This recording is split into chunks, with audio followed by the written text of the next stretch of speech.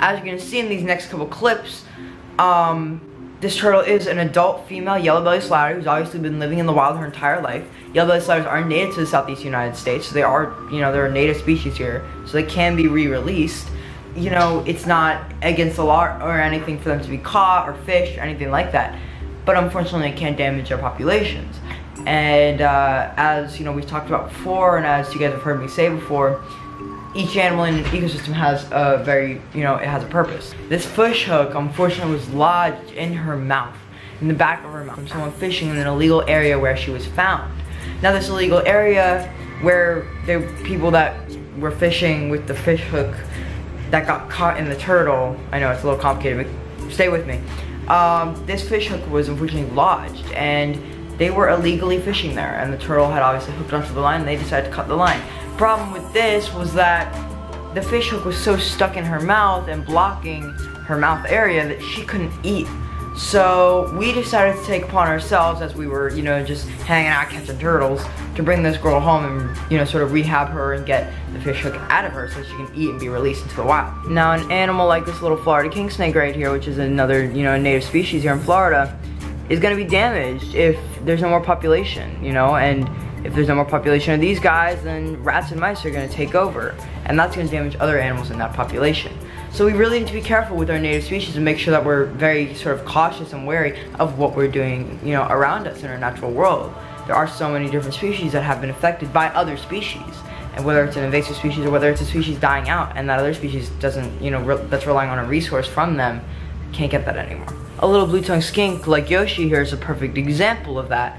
He, in the wild, is being affected by palm oils, and by these trees are being brought over and plantations are being made, but everything is being cut down. His natural habitat is disappearing very quickly. Other animals are affected by this, and you're going to hear about it much more with orangutans and other primates and stuff that live in those forests that rely on tall, huge forest trees and these huge square miles that they can actually go from tree to tree. Without that, they have no place to live. So this goes way, way beyond a turtle having a fish hook stuck in its mouth. This goes beyond any single animal.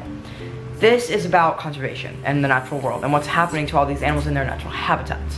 Now, basically, without change, all these animals are going to be without homes and without places to live.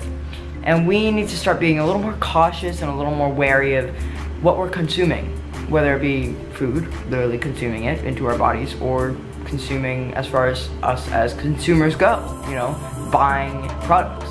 Look on the labels of your products, on the ingredients of your products. See if it has palm oil in it that might affect a blue-tongued skink or an orangutan. Look on the back of the ingredients and see what products you're using. If you don't really know what products there are on the back of your ingredient, why would you want to eat it anyways if you don't know what's going into your body? So just do your research and sort of take 5 minutes out of your day to save an orangutan in the wild, or to save a rough green snake, or to save just some wild animal. And nature will thank you back, and it's a symbiotic relationship in a way. And respect is going to go very, very far. So once you start respecting these animals and doing what's right, fishing responsibly as far as the turtle goes, or getting the turtle that you hooked to a rehab so it can have the fish hook dislodged from its mouth. So definitely, guys, keep on conserving our natural world and just do the right thing, and we're gonna go really far. So I want to thank you guys for watching this episode of MOS Reptiles, and if you guys have any suggestions on what our next video should be, definitely link it down in the comment below, and we're gonna hook you guys up. We got a lot of cool things coming up. We have some exotic animals that we're gonna be learning about, all sorts of conservation, even some maybe funny videos, we don't know yet. I'm trying to edit some stuff, put it together, you know what I'm saying? I really hope you guys are enjoying the channel so far. If you are, hit that like button, and if you're feeling real good about this channel, even hit that subscribe button, and hopefully we can continue to grow this sort of community that we've built. Really appreciate you guys and love you guys. Hope you have a great rest of your day.